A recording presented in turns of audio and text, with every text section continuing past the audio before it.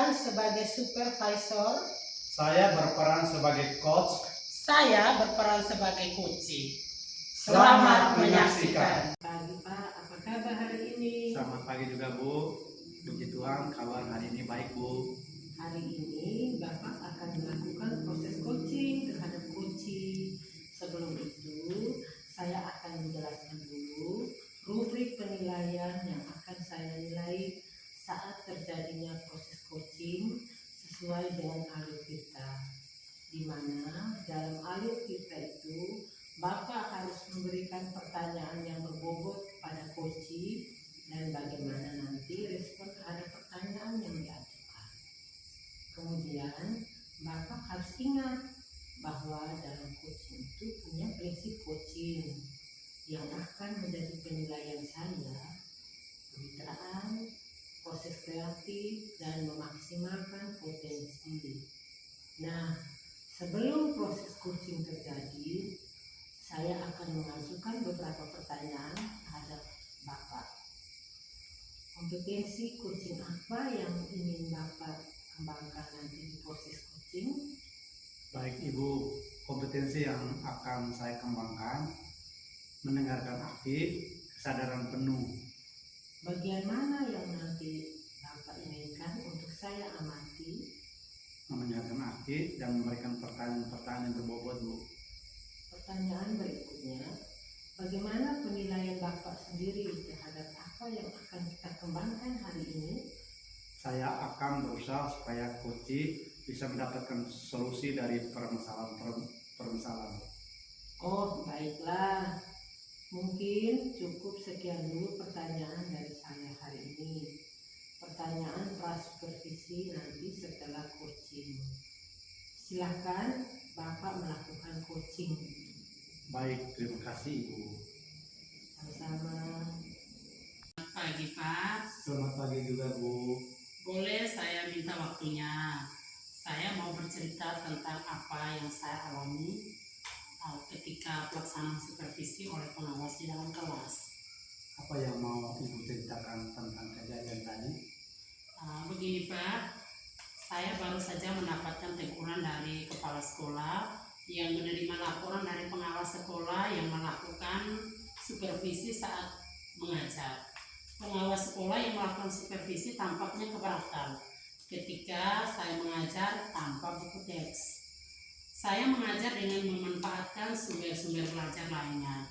Ketika diingatkan pengawas tersebut, saya menyampaikan jika saya tetap mengacu pada kurikulum, walaupun tidak menggunakan buku teks. Pengawas tersebut tampaknya tersinggung dan memberikan laporan tentang hal itu kepada kepala sekolah. Kira-kira hambatan apa yang menyebabkan Ibu tidak menggunakan buku teks? Saya sudah terbiasa mengajar dengan cara tersebut dan materi yang saya ajarkan sudah saya kuasai. Apa kelebihan dirasakan Ibu saat tidak menggunakan buku teks? Saya merasa lebih bebas dalam menyampaikan materi. Hal tersebut adalah sebagai implementasi dari Merdeka Mengajar. Kalau boleh tahu, pada saat mengajar, Ibu menggunakan sumber belajar apa? Saya menggunakan sumber belajar dari internet seperti video pembelajaran di YouTube, kemudian dan artikel ilmiah di internet.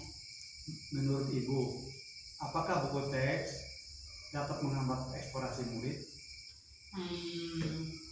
Kalau saya pikir-pikir kembali, penggunaan buku teks tidak ada menghambat eksplorasi murid.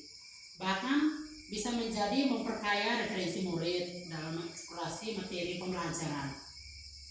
Ya, saya setuju dengan Ibu. Semua bisa kita jadikan sumber belajar. Semakin banyak yang kita gunakan, semakin baik Bu.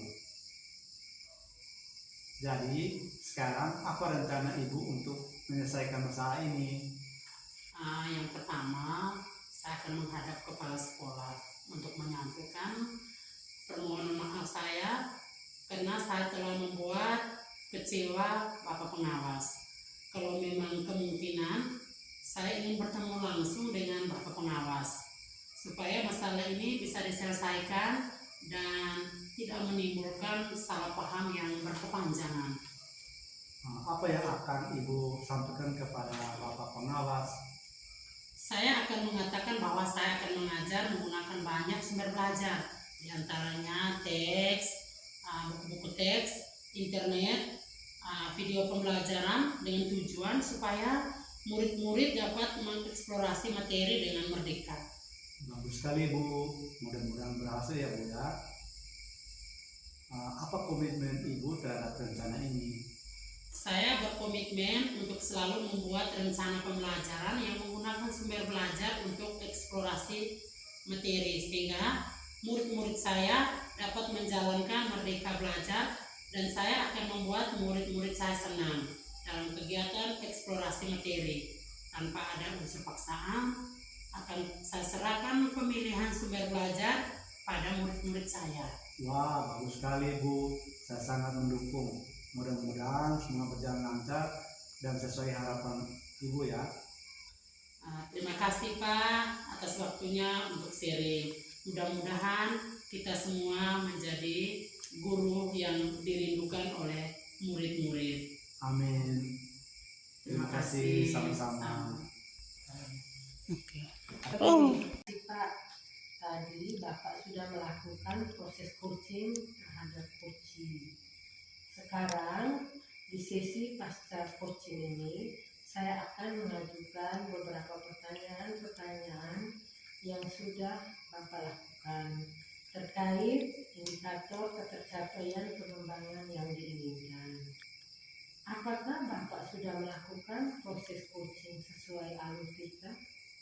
Saya sudah melakukan sesuai dengan alur TIRGA, yaitu tujuan, identifikasi, rencana aksi, dan tanggung jawab. Kemudian pada saat proses coaching tadi, saya sudah mengobservasi dari hasil catatan saya melihat bahwa proses coaching yang Bapak lakukan sudah sesuai dengan alur kita. Konsep coaching juga sudah ada dalam proses coaching yang Bapak lakukan tadi. Bapak juga sudah memberikan pertanyaan-pertanyaan yang berbobot kepada coaching sehingga coaching merespon dengan baik.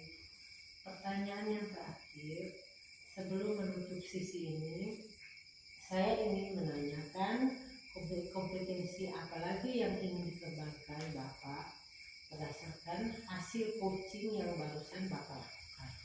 Saya ingin lebih memahami lagi proses untuk melakukan coaching, sehingga untuk kedepannya saya lebih baik lagi untuk coaching selanjutnya.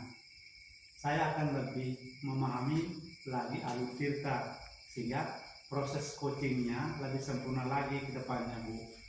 Terima kasih banyak Bapak atas waktunya hari ini. Sama-sama Bu.